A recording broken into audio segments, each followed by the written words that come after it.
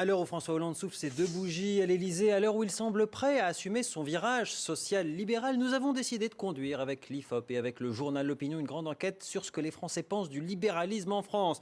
Avec nous pour en parler, Frédéric Dabi, directeur général de l'IFOP. Bonsoir. Bonsoir. Nicolas Lecossin, bonsoir. Bonsoir. Vous publiez cette semaine un livre, L'obsession anti-libérale française. C'est aux éditions Libre-Échange. Alors pour se mettre d'accord sur les mots d'abord, avant de commencer, on va évidemment définir ce qu'est le libéralisme en politique. Définition du Larousse, doctrine visant à limiter les pouvoirs de l'État au regard des libertés individuelles. Bref, un libéral croit plus aux individus qu'à l'État pour gérer l'intérêt général. On a donc interrogé les Français sur cette doctrine. Frédéric, est-ce que les Français sont par nature antilibérale dans l'âme ou pas avec les résultats que vous avez? Très très clairement, on voit que les Français souhaitent au contraire, dans un contexte de crise, dans un contexte d'inquiétude sur le devenir du pays, du modèle social français, un État qui intervient beaucoup, qui intervient davantage. On a vu le regret d'une partie des sympathisants de gauche et pas que au moment de Florange, des débats au moment du débat sur Alstom et General Electric versus Siemens. On voit que les Français, dans ce contexte de crise, restent attachés à une intervention forte de l'État. On a les chiffres là d'ailleurs. Souhaitez-vous plus ou moins d'intervention de l'État ou ni plus ni moins qu'à l'heure actuelle? Regardez les réponses, c'est assez clair. 55% en veulent plus, seulement un quart des Français en veulent moins, ni plus ni moins.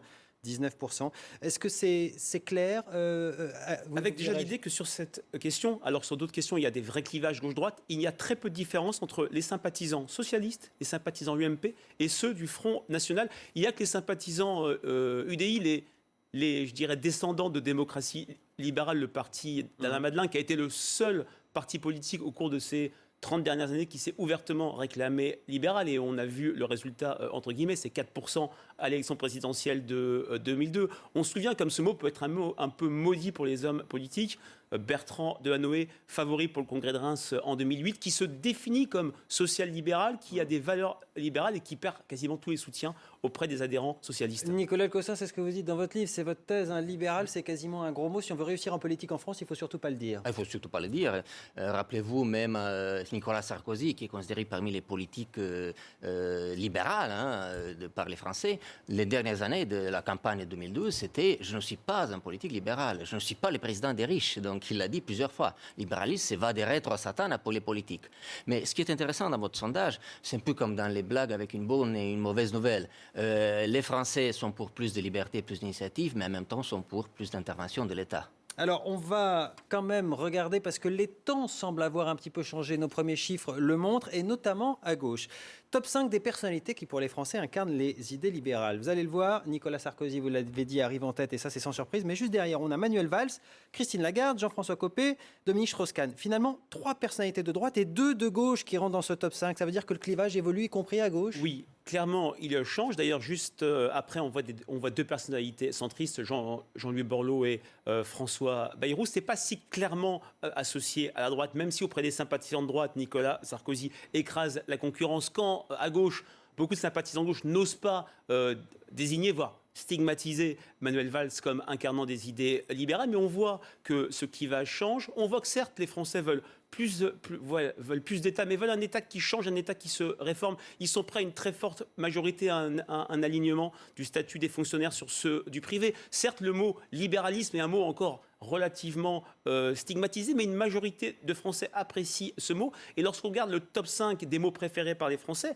on a des mots qui sont dans la congruence des thématiques libérales. Initiative, autonomie, responsabilité, mérite. On voit que les lignes bougent, et puis clairement, on voit que le tournant social-démocrate, ou appelons-le comme on veut, social-libéral de François Hollande, lors de ses vœux et lors de sa conférence du 14 janvier, a fait quand même bouger les lignes. Oui, on va le voir justement avec cette planche. Comment la gauche devrait-elle se définir selon les Français? Et regardez, socialiste 27%, presque autant que social-démocrate, social-libéral 19%. Quand on sait que social-démocrate et social-libéral, c'est à peu près la même chose, sauf que comme on a peur du mot libéral, on ne le dit pas dans social-démocratie. Ça fait quand même finalement, à l'arrivée, un vrai changement, ça, pour la gauche. Oui, c'est un vrai changement. Et cette question toute simple en dit long sur les difficultés idéologiques de la gauche. On a posé cette même question sur comment devrait se définir la droite. Pour une majorité de sympathisants de droite, et notamment à l'UMP, elle doit se définir comme libérale. Là, on voit très bien qu'au sein de la gauche, c'est beaucoup plus compliqué. Une personne sur 5 souhaite que la gauche se définisse comme social-libérale. Les sympathisants de gauche sont nettement moins nombreux à vouloir se dire socio-libéral, mais on voit très bien, par rapport à cette même question qui avait été posée au siècle dernier, en 1999, on voit très bien que l'étiquette socialiste recule par rapport à ces deux vocables, social-libéral et social-démocrate. C'est une question franco-française qu'on est en train de se poser là, ou dans le reste des partis socialistes européens, c'est aussi le cas? C'est une question franco-française, d'où le titre de mon ouvrage, L'obsession antilibérale française, qui est une obsession de ceux qui nous dirigent et des élites, des intellectuels, la plupart. Parce que dans les autres pays, même les partis socialistes de gauche ont fait leur révolution libérale, ont fait des réformes, privatisation, ouverture à la concurrence, baisse des dépenses publiques, suppression du nombre des fonctionnaires. Ce n'est pas du tout le cas en France. Donc c'est effectivement une question franco-française. Alors vous apportez un élément de réponse pour expliquer ce que vous êtes en train de décrire. D'après vous, le problème viendrait de la sociologie de nos élus. En Grande-Bretagne, par exemple, 9% des parlementaires viennent du public. En France, ils sont 55%. C'est ça qui accentue vraiment le problème, selon vous? C'est une des raisons, ce n'est pas la seule. J'en donne plusieurs dans mon ouvrage. Nous avons comparé les origines socioprofessionnelles des députés français avec les députés britanniques, allemands, canadiens, américains.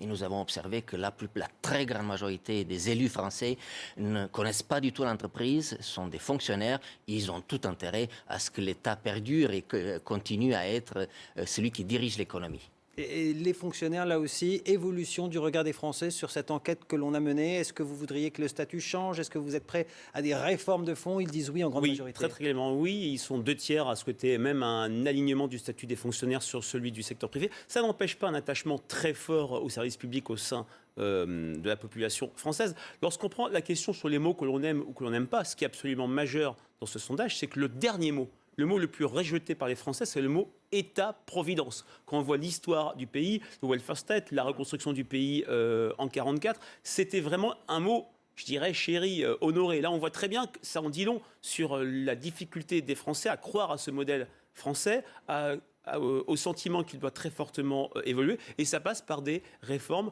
au sein de la fonction publique. Il y a une réforme de Nicolas Sarkozy qui a été rejetée en 2012 et qui est maintenant massivement approuvée, c'est le non-remplacement d'un fonctionnaire sur deux partant à la retraite. Là, on voit des évolutions assez rapides dans le corps social français. Nicolas Lecossin, ça, vous l'avez peut-être noté aujourd'hui, mais il y a une organisation patronale qui a proposé aux députés de faire un stage d'été en entreprise pour comprendre ce que vit au quotidien un patron, un entrepreneur.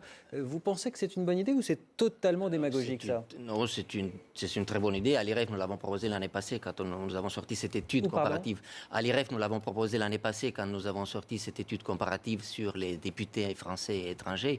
Il faudrait que les députés connaissent l'entreprise. Maintenant, s'ils font juste un stage de quelques jours, ça ne servira pas à grand-chose. Il faudrait vraiment par exemple, qu'ils démissionnent de la fonction publique, comme c'est le cas en Grande-Bretagne. Ils démissionnent justement avant l'élection.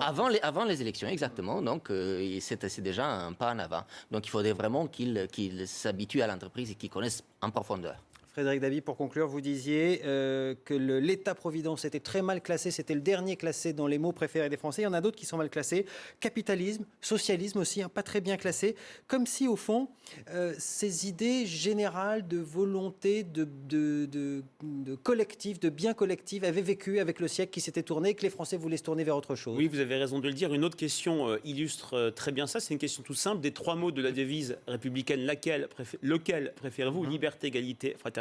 C'est la liberté qui arrive nettement en tête et beaucoup plus qu'en 99. On va le voir. Surtout, on voit le mot fraternité, qui n'est pas un mot, qui n'est pas un gros mot, si je puis dire, reculer de 10 points en termes de préférence par rapport à l'enquête menée par l'IFOP. Il y a 15 ans, on a aussi une évolution de l'opinion. Liberté, égalité, certains ont souvent dit quand on choisit plutôt la liberté, c'est qu'on est de droite, quand on choisit plutôt l'égalité, c'est qu'on est de gauche. Le clivage est encore valable, ou là, ce que vous démontrez montre que justement tout ça devient un peu plus flou? Il est moins valable qu'avant, mais il reste quand même assez fort. Il y a 20 points d'écart sur le mot liberté et égalité entre sympathisants de droite qui privilégient la liberté et ceux de gauche qui mettent en avant l'égalité. Nicolas Lecossin, votre conclusion, on a bien compris que vous étiez un libéral. Ah oui, bien sûr, j'aurais répondu à la plupart des questions. Oui, tout à fait, il faut des réformes libérales, c'est ce que font les autres pays. Et pour cela, il faut une nouvelle génération politique pour les mettre en place. Merci, messieurs. Voilà le point que l'on pouvait faire sur ce monde qui change. La société française n'en est pas absente de ces changements, et en tout cas par les réponses qu'elle nous a apportées à travers cette grande enquête. Merci à tous les deux.